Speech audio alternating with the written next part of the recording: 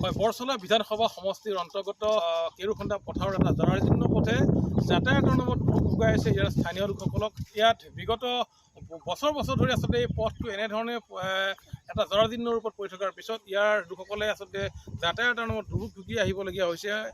কাৰণ ইয়াত বাৰিষাৰ সময়ত একাঠু বোকা পানী খৰালি ধূলি সদৃশ পৰিৱেশৰ কাৰণে আচলতে ইয়াত যাতায়াতৰ নামত বছৰ বছৰ ধৰি ভুগি আহিবলগীয়া হৈছে। ইয়াৰ স্থানীয় লোকসকলে মই দেখুৱাইছোঁ আচলতে এইটোৱে হৈছে যি কেৰুখন্দা পথাৰৰ পথ।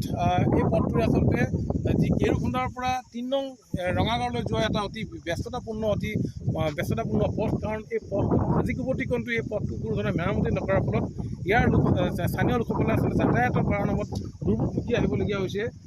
বাৰিষা সময়ত এখন এম্বুলেঞ্চ আহিব পৰা অৱস্থাত নাথাকে। কণ ছাত্ৰ ছাত্ৰীসকলে বহু কষ্টৰে আচলতে স্কুললৈ অহা যোৱা কৰিবলগীয়া হয়। মোৰ লগত স্থানীয় লোক আছে, মই তেওঁৰ ওচৰলৈ যাবলৈ বিচাৰিম।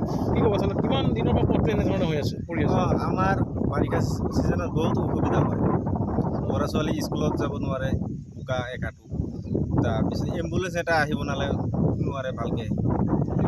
আমাৰ বহুত অসুবিধা হয়। এই পথটো ক'ৰ পৰা ক'লৈ যায়? এই পথটো কেৰুখন্দাৰ পৰা ৩ নং ৰঙাগাঁও।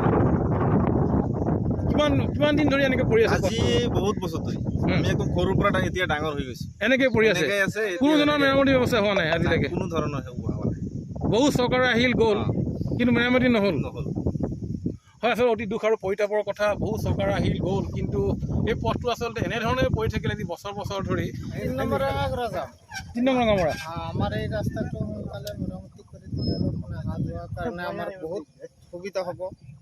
বহুত লোকজন চলে ইয়াত, মানে বৰ হাৰাশাস্তি হয়। এতিয়া অলপ শুকান দিন অলপ চলিছোঁ যেন বাৰিষাত মানে বহুত অসুবিধা।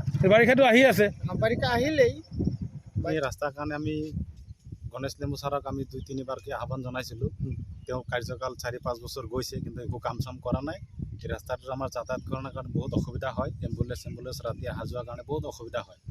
সেইকাৰণে আমি নতুন চৰকাৰ আহিছে, তাক অনুৰোধ কৰি আছোঁ আমাৰ ৰাস্তাটো যাতে ভালকৈ বনাই দিয়ে, ৰাইজৰ কাৰণে উন্নতি কৰে। এই পথটো ক'ৰ পৰা ক'লৈ যায়? এইটো পথ আমাৰ ৩ নম্বৰ ৰঙাগাঁৱৰ পৰা কেৰুখন্দা হাইৱেলৈকে উঠে। আমি এইটো আহ্বান জনাই আছোঁ যাতে তেওঁ ৰাস্তাটো ভালকৈ কামটো কৰি দিয়ে, ৰাইজৰ কাৰণে সুবিধা কৰে। ইয়াৰ স্থানীয় লোকসকলে স্থানীয় বিধায়কগৰাকীক বাৰম্বাৰ অনুৰোধ কৰাৰ পিছতো আজি কোবৰ্তি কিন্তু এই পথটো এনেধৰণে পৰি থাকিল। ইয়াত মেৰামতি কৰা নহ'ল। সমাগত বাৰিষাক লৈ এইসকল লোক চিন্তিত হৈ পৰিছে। তেওঁলোকে অনুৰোধ জনাইছে যে আগন্তুক বাৰিষাৰ পূৰ্বে এই পথটো মেৰামতি কৰি ৰাইজৰ যাতায়াতৰ বাবে সুচল যাতে কৰি তোলে, তাৰ বাবে স্থানীয় লোকসকলে আহ্বান জনাইছে চৰকাৰ প্ৰশাসনক।